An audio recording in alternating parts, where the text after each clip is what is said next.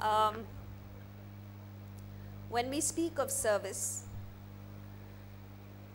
however much we try and motivate people, particularly the young, to do service, very often they are not forthcoming in that service because the inner motivation to do service is not there.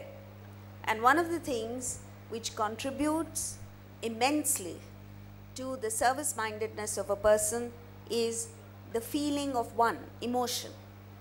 Emotion is a powerful motivator, and we have seen in the last century two outstanding people around the same time in history leveraging emotion to achieve their ends.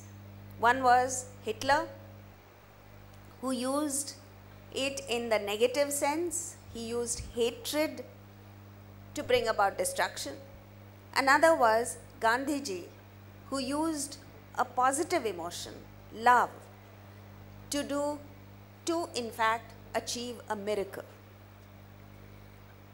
And this capacity, this capability, each one of us has. So how do we tap into this is the question. Emotion has to be inclusive, not exclusive. All of us have emotions, but we love only our little unit of the family. Anyone outside this, outside the spouse and the children, doesn't exist as far as we are concerned. And that's a very narrow-minded, very myopic view of the world. In fact, nowadays, it's become worse. Young mothers believe that the child must love only the mother, no one else. So the mother does not allow the child even to look left or right. That is why spondylitis is on the increase. The interesting thing about love is it multiplies. The more people you love, the more you love your immediate family members. So this must be inclusive and not exclusive. Vedanta, the ancient culture of our most wonderful country, changes your emotion from selfish to unselfish, from a weakness to a pillar of strength, from a liability to a huge asset. And it is up to us to bring about this transformation within ourselves. And for the next few minutes, we're going to take a look at how do we achieve this. So the first thing is that the test of human development is portrayed as the ability to feel one. The Rig Veda, the oldest source of knowledge known to humanity, has a saying, Vasudhaiva Kutumbakam, which means the whole universe is one family. Where is that? And where are we? Today in the world, we have pockets of hatred, of violence, not just between people of different nations or faiths, but also between members of the same, citizens of the same country, as you're seeing in Egypt now.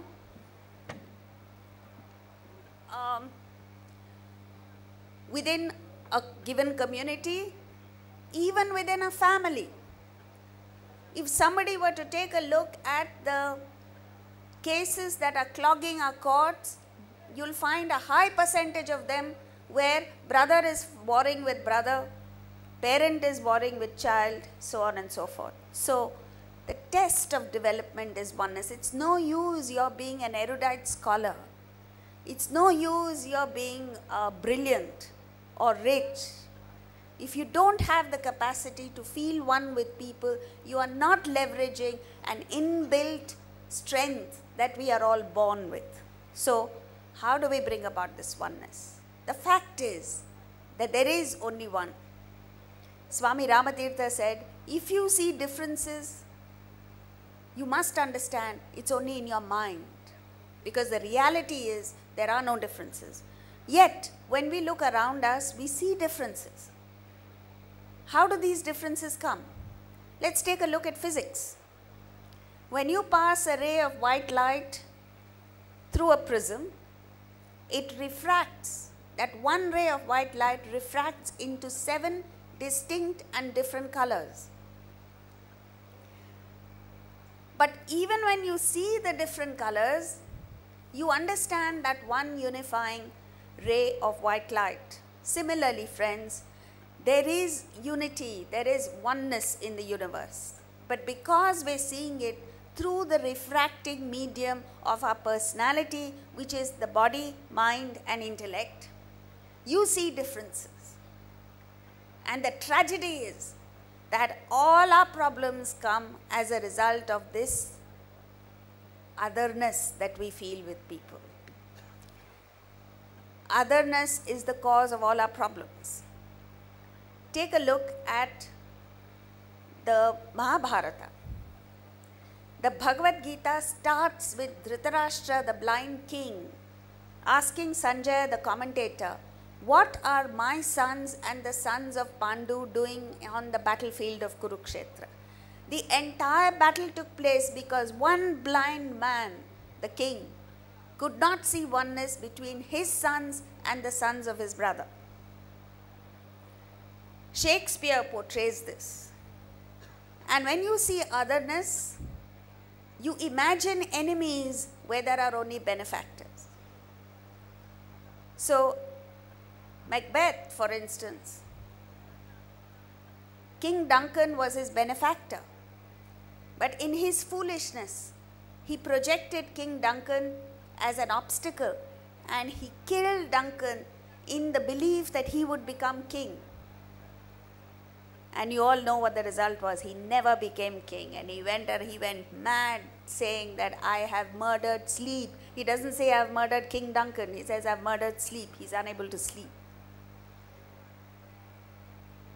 When we have complexes within ourselves, when we are mixed up in our minds, when we feel inadequate and insecure, you project your insecurities outside and you create imaginary enemies.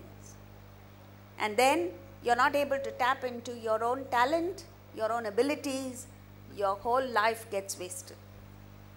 So, let's take a look at the benefits of oneness. Number one, when you feel one with someone else, you see the best in that person. There is an alcoholic in Bombay and he was sent to the best, most expensive clinics in the world and it didn't help him. And eventually, you know who helped him? His own son. Why was the son successful where no one else could succeed? Is because the son loved him.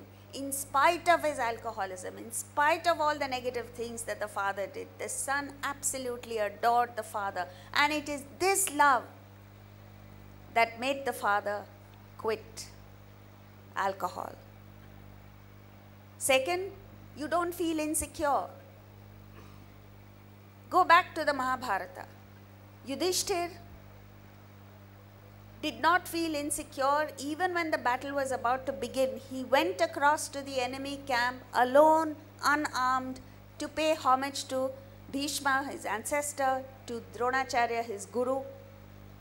And the interesting thing is, nobody touched him. He came back unhurt.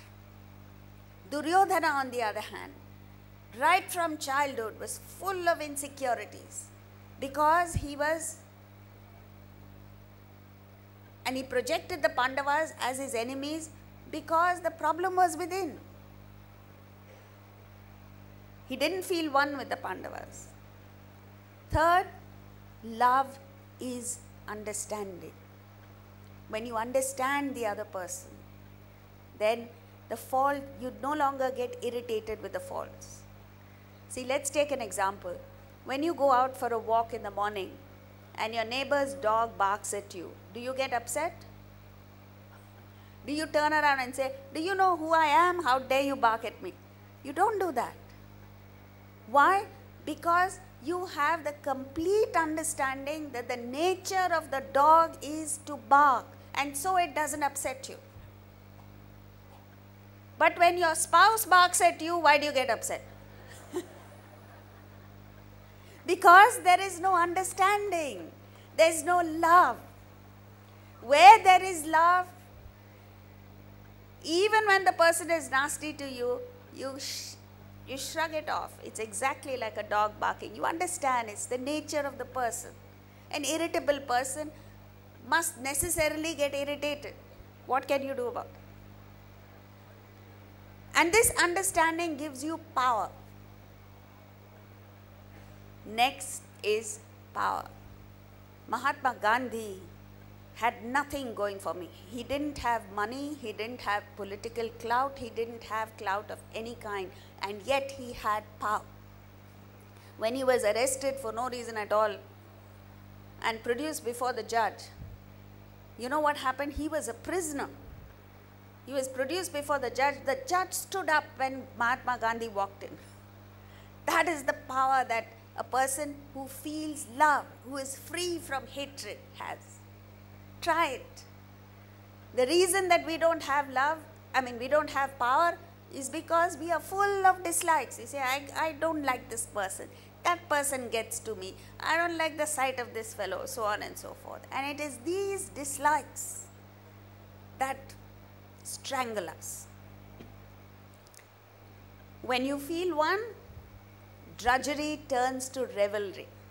I don't know how many of you remember when we were kids,